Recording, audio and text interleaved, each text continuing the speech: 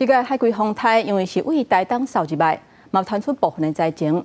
伫东河乡的风雨是真大，有一块大地空板去互风吹一个飞去，去撼着槟榔担。也那隔壁的成功镇嘛有部落的聚会所，厝顶是规个掀起，去见着人的徛家。伫个岛甚至有柴起的厝，规间散形去。另外伫花莲有树仔倒去，去缀着一台货车，造成2个人受伤。 镜头对警方一直显，海葵风台侵袭台东，东海岸国家公园管理处3天台即时影像，下晡有上万的网友替一直正方的镜头加油，不过也是因为电力问题失去信号。风台伫晚近4点的时阵，电力东河乡江俊峰甲大型看板吹倒去，固定架直接讲着槟榔担，互店员嘛踹一个。迄阵敢有人内底？有啊，有啊。哦，敢有惊到？有啊，我想要了。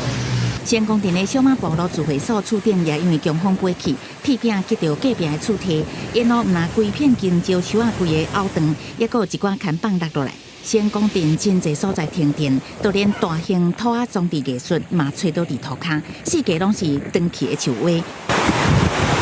台东京城北路风台停留了后，因为大水雨造成积水严重，这些隧道水淹过路面，民众无用清理透明沟仔水。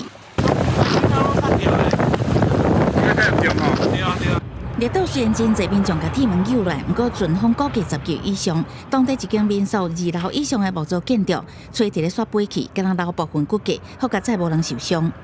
下半场的感觉。花莲同款出现灾情，倒溪乡台30线的路树倒去，拄啊击到经过的小货车，车顶白仔镜捌掉伫内底，紧急送医，好甲再无性命危险。回头。